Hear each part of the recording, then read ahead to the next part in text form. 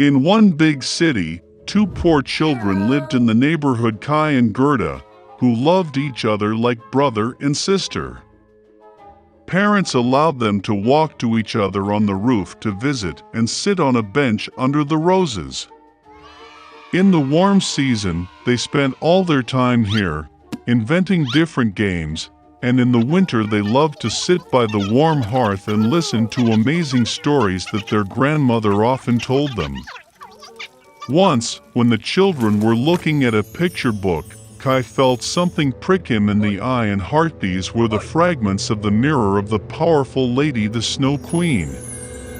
Since then, the boy's behavior has changed dramatically. He became angry, rude, and cruel. One day, Kai went tobogganing and never returned. When Gerda found out about Kai's disappearance, she cried for a long time. But she was sure that Kai was alive, so she decided to go in search of him. For a long time, Gerda walked through the forests, through the fields, and then she came across a wonderful house, buried in flowers.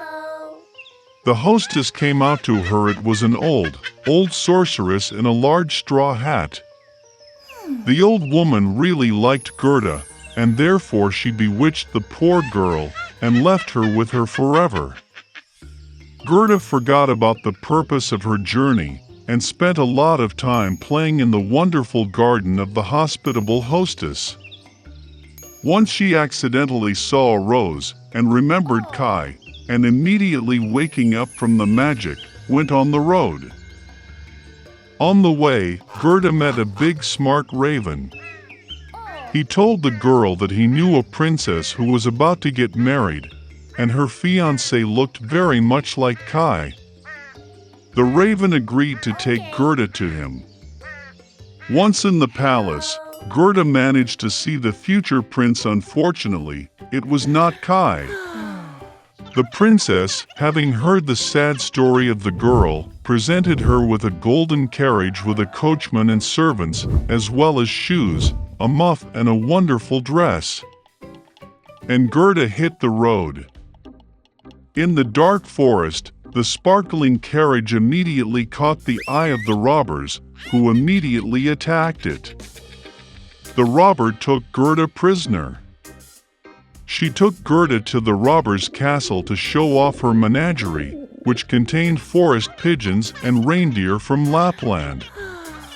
Hearing the story of her captive, the robber took pity on her and released her along with the reindeer in search of Kai. The reindeer brought the girl to the old Lapland woman, who warmed and fed the exhausted girl.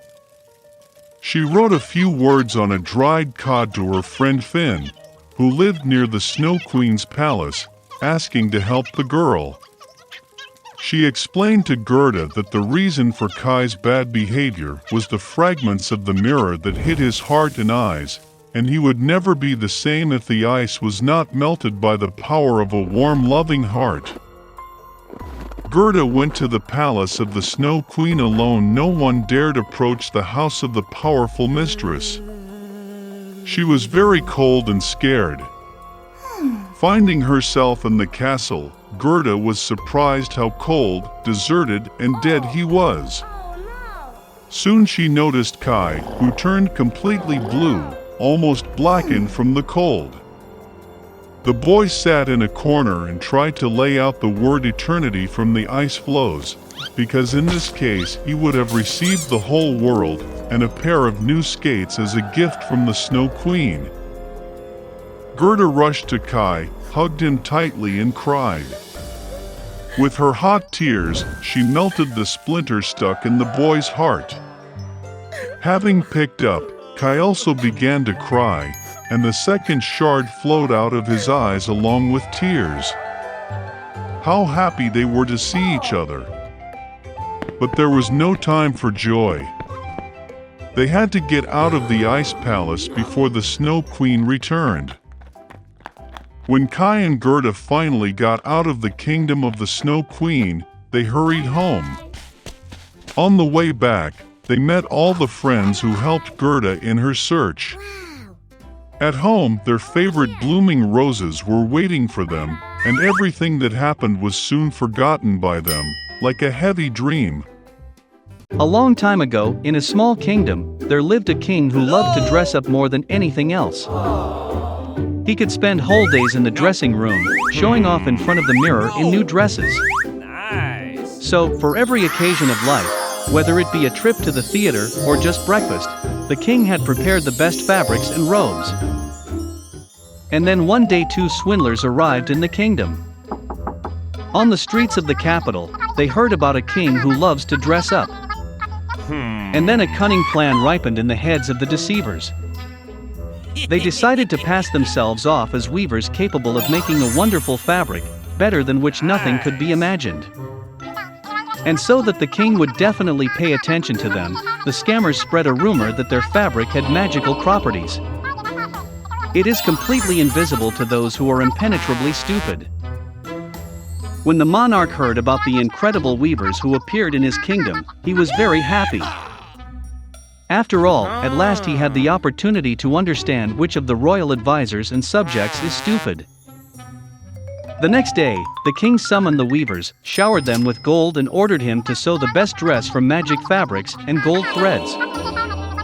Then the deceivers took all the valuable materials, took the gold and set to work. They sat down at the empty royal machines and began to pretend that they were sewing a magic dress for the king. The rumor about the outlandish fabric spread throughout the kingdom, and everyone wanted to see it. The king himself was no exception. He really wanted to take a look at the dress, but he was afraid that he would be stupid and simply would not see the fabric.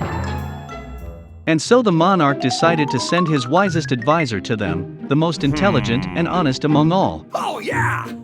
When the old advisor came to the workshop, he saw how the deceivers were working behind empty machines. They lifted up a non-existent dress, straightened invisible folds, and extolled fake designs. Then the counselor, frightened that he would seem a fool, pretended to see the dress too. Returning to the kingdom, the old man did not find the strength to admit that he had not seen anything. Therefore, he reported to the king that the fabric was magnificent. The minister followed the advisor to the weavers. He looked at the empty machines in the same way, and was afraid that he was actually stupid and unworthy of his place. Oh no! So the minister went back to the king and praised the fabric even more than the counselor did. Nice! Finally, the king decided to admire the curiosity himself, until it was removed from the machine. He came to the weavers with a whole retinue of courtiers. But neither the monarch nor the advisors saw the dress. Nice! However, each of them began to admire the outfit, imagining that everyone else was actually seeing the fabric. Satisfied with the result, the king awarded the cunning Knight's Cross and granted them the title of court weavers. And then the day came when you could put on a new outfit. The rogue weavers volunteered to assemble the king themselves. They dressed the ruler in non-existent trousers, then a camisole, and an invisible kaftan. And all the nobility who watched the process only said how beautiful the costume was, and how it went to the king. Finally the monarch went out into the street. The subjects had already gathered around, hoping to see the magnificent attire of the king. However, none of those who came did not admit that they saw nothing. When suddenly a little boy appeared from the crowd and exclaimed that the king was naked. The crowd picked up these words, and everyone around began to laugh at the ruler. The monarch realized that he had been deceived, but continued his march, as befits a king. And his retinue still supported the mantle, which in fact did not exist.